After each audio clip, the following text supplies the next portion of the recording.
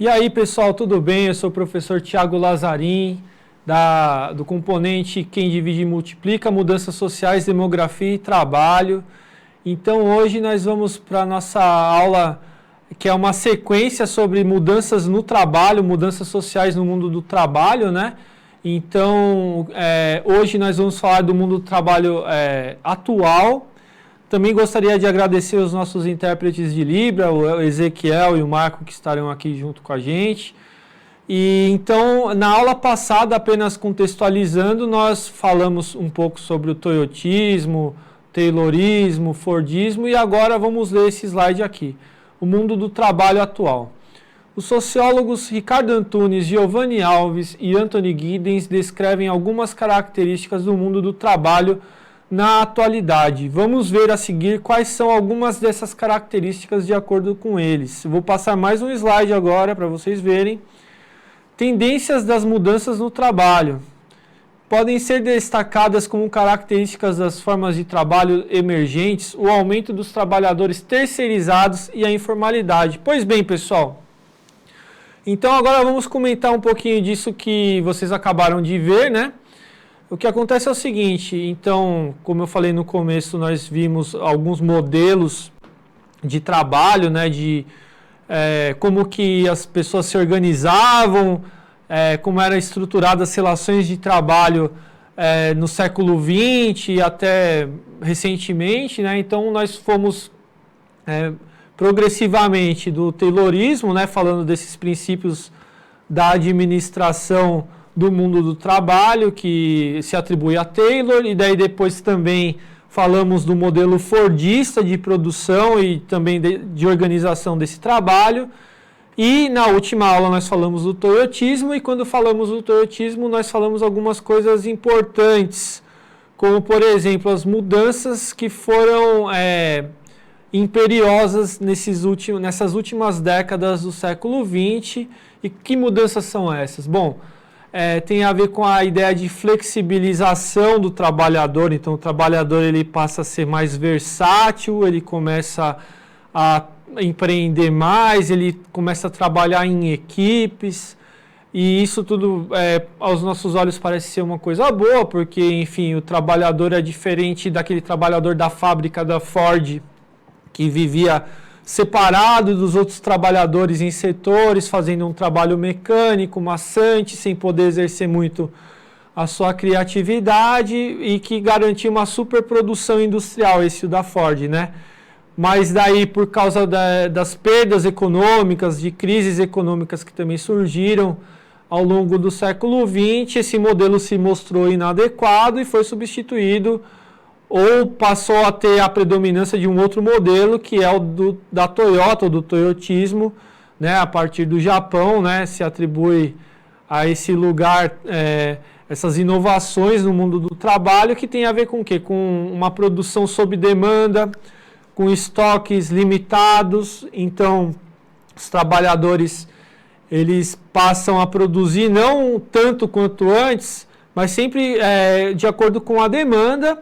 E, ao mesmo tempo, esse trabalhador, como eu falei, ele passa a ser mais versátil, trabalha em equipe, então ele é mais flexível, e isso também faz com que ele seja mais engajado no trabalho dele, né? Então, esse trabalhador passa a se identificar mais com o tipo de trabalho que ele faz, mas ocorrem também outros problemas, como, por exemplo, esse trabalhador ele continua a ser explorado como era no antigo modelo, né, da Ford e tudo mais.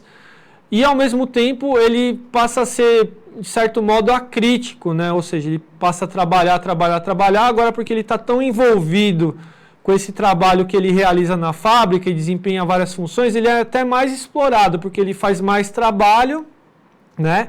Continua a haver aquela mais-valia, isso eu expliquei na aula passada, e também e ao mesmo tempo, então, há o desemprego estrutural também, porque esse trabalhador, quanto mais funções ele consegue cumprir, mais desnecessária é a necessidade, né? Quer dizer, mais desnecessária é a presença de outros trabalhadores na fábrica, né? Mais desnecessário se torna trabalho alheio. Então, isso também tem a ver com a tecnologia, com a automação, que faz parte também desse modelo do toyotismo. Então, temos aí vários elementos, né? Um deles é a tecnologia, né? A telemática, né? Enfim, os computadores que passam a substituir os seres humanos, de certo modo, também, principalmente naquelas funções que têm a ver com as informações, as mensagens e etc, né?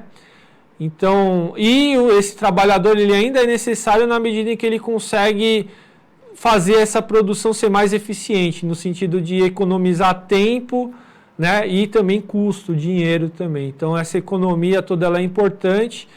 E isso, pessoal, é um modelo que, esse modelo do toyotismo que eu comentei com vocês, ele vai deixar algumas consequências, porque ele passa a ser, de certo modo, um protótipo daquilo que mais recentemente nós temos vivido no mundo do trabalho. Então, a gente está falando hoje, existem alguns termos como flexibilização e etc., que são todos termos que fazem parte desse universo do trabalho, que acaba tornando obsoletas algumas funções, né, que também que acaba terceirizando também. Terceirização é uma outra palavra importante que até está escrita no slide. Até gostaria mesmo de voltar a ler esse último slide que eu apresentei para vocês. Então eu vou ler essa frase de novo, né? Podem ser destacadas como características das formas de trabalho emergentes o aumento dos trabalhadores terceirizados e a informalidade. Olha só, então a palavra terceirizada ela está aí, informalidade também. Bom, o que isso significa, pessoal? Vamos pensar junto, né? Então vocês estão vendo que a fábrica, né? Eu estou pensando na fábrica, na produção industrial, mas isso também serve para outros setores da nossa economia também, tá? Mas eu vou usar então pelo menos esse setor secundário, que é o da indústria como modelo, né? Depois a gente pode falar desse setor, do setor terciário, que tem a ver com comércio e tudo mais, e do setor primário, que também envolve a agricultura e a produção de matérias-primas, né? E a terceirização, que não é sinônimo de terceiro setor. A terceirização é outra coisa, né? Então, quando a gente fala de... Aliás, setor terciário e setor... e terceirização são coisas diferentes, tá? É isso que eu gostaria de falar para vocês. O setor terciário, como eu falei para vocês, tem a ver com comércio. Agora, o terceiro setor, a terceirização o terceiro setor tem a ver com as ONGs, tá? Tem a ver com as organizações não governamentais e tudo mais. E a terceirização é esse fenômeno do mundo do trabalho, né? Eu estou falando porque essas palavras elas são semelhantes entre si, né? Então, eu estou diferenciando elas, né? Então, a terceirização tem a ver com esse fenômeno que é do desemprego estrutural, ou seja, a gente tem as leis do trabalho, a gente tem também a carteira de trabalho e enfim, os empregados que são registrados formalmente, que têm segurança social no sentido de ter direito às férias, 13º e tudo mais. E quando você trabalha na informalidade, você não tem nada disso, né? Você não tem essas garantias trabalhistas, tá? Então, voltando lá àquele exemplo que eu estava falando da fábrica, né? Que eu fiz uma certa divagação aqui, é o seguinte: quando você está trabalhando na fábrica ou na indústria, você é esse trabalhador que tem um emprego, que tem um registro formal, tá certo? Na medida em que um trabalhador de fábrica, da indústria, ele perde seu lugar dentro desse espaço, né? Ou seja, ele é demitido e tudo mais, ele tem que continuar trabalhando. E geralmente ele não é reabsorvido por outras fábricas, por outras empresas e etc. Então ele vai trabalhar na informalidade, né? Então é disso que se trata. Então nós temos aí os espaços das fábricas cada vez mais diminuindo. A gente tem esse fenômeno recente, que é o de que as indústrias elas estão minguando, né? Minguando em vários sentidos, no sentido de que as tecnologias e, enfim, as necessidades, as demandas todas dessas empresas fazem com que elas sejam cada vez mais enxutas e façam a terceirização, ou seja, elas vão diminuindo cada vez mais os processos dentro da própria empresa e aquilo que elas deixam de fazer, elas terceirizam, daí a palavra terceirização. Elas deixam para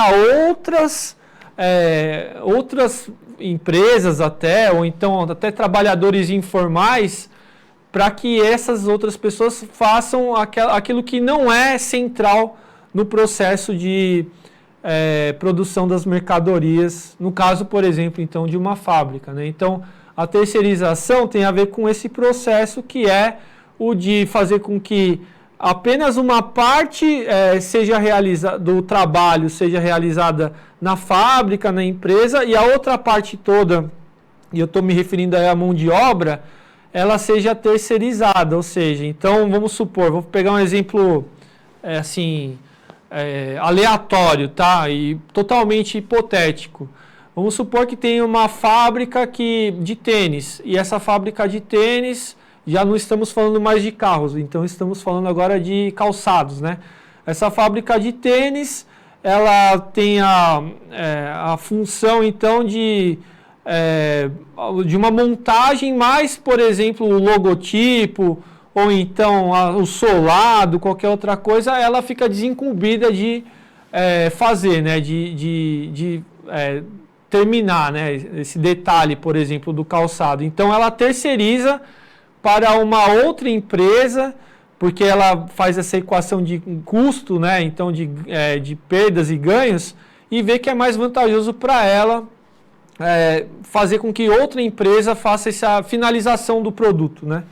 Então, daí pode ser também um design do tênis, enfim, qualquer outro detalhe do tênis que não seja fundamental para essa empresa, ela sai dessa empresa e vai para outra, que recebe o dinheiro dessa mesma empresa, mas por uma questão de economia dos cálculos que são feitos nessa mesma empresa, então esse trabalho todo ele é terceirizado, tá, pessoal? Espero que fique mais claro para vocês o que eu quis informar por terceirização.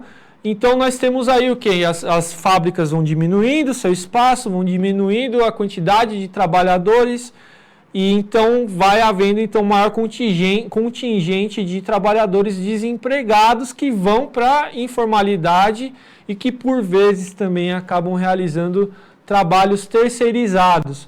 Ou então trabalhadores que se submetem a condições piores, a salários menores também em outras empresas que não são tão grandes quanto essas multinacionais que sejam e tudo mais, e eles vão então se contentar com um salário menor e trabalhando nessas empresas que são terceirizadas também, né? Então, a informalidade abrange isso e abrange também, inclusive, pessoas que estão completamente fora desse processo de produção, né? Então, a gente fala de informalidade, a gente fala também dos entregadores, né? De comidas, dos aplicativos, dos motoristas de Uber, que são pessoas que de um certo modo são vistas como empreendedoras, né, autônomas, como chefes de si mesmas, mas a gente sabe que se elas não cumprirem uma determinada quantidade de corridas, ou então de entregas, ou então de qualquer que seja o trabalho que ela esteja fazendo, né, que está fora desse processo produtivo, essas mesmas pessoas elas não vão ganhar o suficiente para a subsistência, né? Então, essas pessoas também são consideradas informais, né? E, ao mesmo tempo, com tudo isso que eu estou falando, nos tempos recentes, há uma certa normalização dessa informalidade, né? Então, a condição da informalidade vem se tornando cada vez mais comum de ser vista e cada vez mais aceita, né? Quando, na verdade, isso também significa a perda de garantias trabalhistas, né? Um trabalhador informal, ele geralmente não tem as mesmas garantias dos trabalhadores que são seletizados, né, da CLT, né, que são os códigos e leis do trabalho, né? Então estou falando aí de quem tem a carteira de trabalho assinada, né? Então, pessoal, e essa carteira de trabalho assinada tem toda assim uma argumentação de que essa carteira de trabalho ela gera impostos para os empregadores e etc, etc. e isso é verdade para quem emprega, mas para quem é empregado, né, que é o outro lado, isso também significa essas perdas todas de garantias, né? E eu já me referi a algumas delas, né? Então, algumas delas, dessas garantias. Então, seguro-desemprego, 13º, férias remuneradas, enfim, são todas conquistas trabalhistas que foram conquistas que foram conquistadas ao longo de anos, de décadas, né? Talvez até de séculos. Então, tudo isso é preocupante de certa forma, né? Eu vou passar então o slide e vou continuar lendo, tá certo, pessoal? É o seguinte, então a continuação do que eu acabei de explicar, também podem ser destacados como fenômenos contemporâneos do mundo do trabalho, o aumento da força de trabalho feminino e da desigualdade entre homens e mulheres. Crescimento do setor de serviços, que é o terceiro setor que eu comentei, né, o comércio e tudo mais. Alto índice de desemprego, desindustrialização e privatização. Exclusão dos jovens e de idosos em trabalhos bem remunerados. Expansão, daí está faltando um D, do terceiro setor, né, organizações governamentais. Então, setor terciário e terceiro setor são coisas diferentes. Como eu falei, as ONGs são o terceiro setor terciário é o comércio, tá certo, pessoal? E a transnacionalização do capital e do sistema produtivo. Então, olha só, pessoal, vou comentar ponto a ponto disso que está aí no slide. Assim, aumento da força de trabalho feminino. Isso daí é uma conquista das mulheres, né, dessas lutas dos movimentos sociais e tudo mais, as próprias mulheres mesmo, a luta pela igualdade, né, de direitos entre homens e mulheres. Mas, ao mesmo tempo, é importante a gente notar que, ao mesmo tempo que aumenta o trabalho feminino, esse trabalho feminino ele não é igualmente remunerado em relação aos homens, né? E, além disso, a própria natureza do trabalho das mulheres é diferente da dos homens, né? Então, muitas mulheres vão para a informalidade, né? A gente tem uma proporção de mulheres muito grande na informalidade, talvez até maior que a dos homens.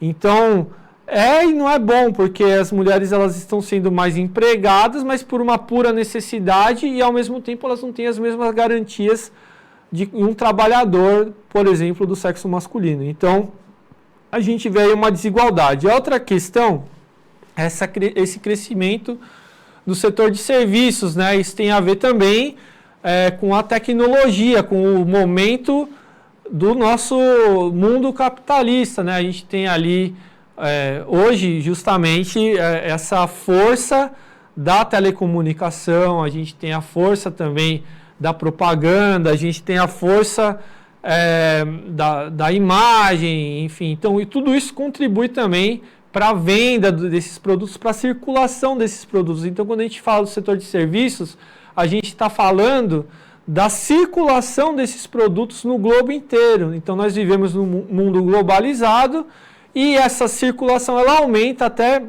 ultrapassa fronteiras dos próprios países, e dentro dos próprios países mesmos também as diferenças são diminuídas porque há uma potencialização desse setor que é o do comércio, tá, pessoal? E isso é uma dinâmica mesmo do momento do mundo capitalista que nós vivemos hoje, tá? Então, isso é uma outra característica. A outra característica é esse alto índice de desemprego que eu estava falando. Nós estávamos falando que o setor secundário da indústria é um setor muito importante, né? Que talvez seja aí o mais poderoso entre todos, né? Porque é ele que gera, que fabrica essas mercadorias. Mas, ao mesmo tempo, como eles são muito poderosos, e também há essa questão estrutural que diminui o número de postos de trabalho dentro desses lugares. Então, há, consequentemente, um maior desemprego, por mais que haja um crescimento do setor de serviços, né?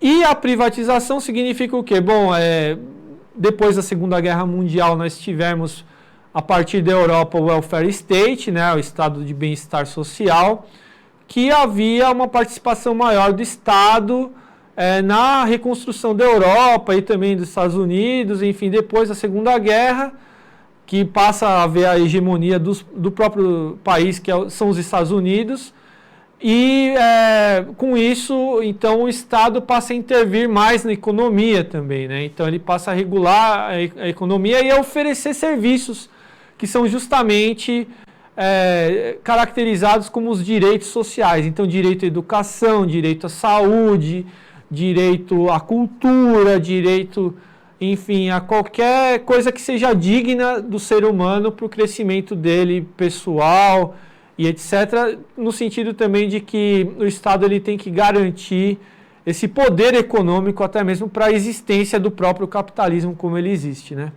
Então, o estado do bem-estar social ele vem dentro do capitalismo também para assegurar a existência dessa forma econômica que é o capitalismo, né? E para fazer com que as pessoas elas tenham poder de consumo, tenham poder de trabalho e consigam viver justamente e fortalecer esse mesmo modo de produção econômico, né? E, enfim, mas o que acontece é que esse modelo, principalmente a partir do final da década de 70, anos 80, 90, há o avanço do neoliberalismo. Então nós temos governos nos Estados Unidos, Ronald Reagan, na Inglaterra, Margaret Thatcher, enfim. E na própria América Latina também, a gente pode dizer que o Chile foi um dos países pioneiros dessa experiência do neoliberalismo, que passa a haver a privatização, né? Então, esses setores que eram públicos, aliás, esses serviços que eram prestados pelo Estado, né, que garantem os direitos sociais, eles passam a ser privatizados aí para iniciativa privada, né? Então, são as empresas cada vez mais entrando na área pública, né? Então nós temos aí parcerias público-privadas, mas na verdade essas empresas que eu me refiro, elas vão tendo maior força e o Estado vai desregulamentando a economia, no sentido de que ele não vai intervir tanto na economia. É isso que caracteriza então o neoliberalismo. Então o Estado ele se retrai e as leis do mercado passam a imperar por si próprias, né? E então são as empresas que ditam as regras do jogo, porque existe ali um pressuposto da soma zero, ou seja, existe uma igualdade no fim das contas entre as leis da oferta e da procura, e a economia ela se autoequilibraria, né? Então eu estou falando bem resumidamente esses pressupostos econômicos, mas seria mais ou menos essa ideia por trás do neoliberalismo e que também justificaria, portanto, a privatização, né? Então, várias organizações, várias entidades passam aí para a iniciativa privada, né? Então, aqui no Brasil, vamos lembrar as privatizações que ocorreram aqui no Brasil. Ocorreram, por exemplo, a privatização da telecomunicação, né? Antes existia, então, a Telebrás, enfim, a telefonia, que era do Estado, a Telesp, aqui em São Paulo, no estado de São Paulo e tudo mais. E daí, aos poucos, a partir da década de 90, com o governo Fernando Henrique Cardoso, passou a haver a privatização do setor das telecomunicações, e daí as empresas de telefonia passaram a ofertar seus produtos e, de certo modo, também aumentar o alcance, a democratizar a telefonia. Então, isso daí é visto como um argumento pró-privatização, né? Então, você está vendo que a partir disso é que se tornou mais viável as pessoas serem donas das próprias linhas e dos próprios aparelhos, né? Antes não existia, né? Década de 90 foi quando passou a existir, então, os celulares, né? Telefonia celular. Mas então antes disso não havia isso, havia telefone fixo e tudo mais, desculpa pessoal, a privatização foi o que tornou possível então ser um serviço mais comum, mais ofertado para a população e a população ter efetivamente esses produtos, né? Um argumento pró-privatização. Por outro lado, né, a privatização também ela é criticada porque são serviços que deveriam ser prestados publicamente, então vamos pensar, nossa educação é pública, né? Aqui no Brasil, então nós temos ensino médio, a escola pública, eu mesmo estou aqui num canal de televisão e no aplicativo que é público, né? Então a educação pública ela existe, é obrigatória, ela deve existir pelas leis do nosso país para todos, né? Mas imagina se isso não fosse um direito público, né? E também temos no nível superior, né? Na educação superior, também universidades públicas e privadas, né? Mas nós temos essa possibilidade de oferta, né? Então tem pessoas que conseguem pagar a universidade e tem aquelas pessoas que têm que ir necessariamente ou que precisam de uma gratuidade, né? Elas não podem pagar pelo ensino superior. Então nós temos universidades públicas que podem prover essas pessoas, né? Enfim, mas vamos lembrar que isso não é uma verdade para todos os lugares. Então no Chile, por exemplo, né? Um país aqui próximo ao nosso, né, na América do Sul, em que as universidades, houve uma grande privatização, né, das universidades. Então, não existe no Chile uma educação superior como a do Brasil, por exemplo. E isso lá no Chile se tornou algo criticável, né? E haveria como também haveria muita crítica, né, certamente, se as universidades aqui no Brasil elas fossem privatizadas. Então, pessoal, vocês estão vendo aí que tem dois lados dessa privatização que eu estou me referindo, né? Então, vamos continuar, né? A exclusão dos jovens e dos idosos em trabalhos bem remunerados. Então, vocês estão vendo também, né? Vocês que são jovens devem sentir também na pele como deve ser difícil ingressar no trabalho remunerado, enfim, né? Ter um trabalho com algumas garantias, né? E as pessoas mais idosas também, elas sofrem, né? Porque existe uma certa vida útil em muitos dos empregos, né? Existe justamente essas empresas que exigem do trabalhador uma doação do seu tempo, da sua saúde, que às vezes pode não condizer, por exemplo, com uma pessoa com uma idade mais avançada, né?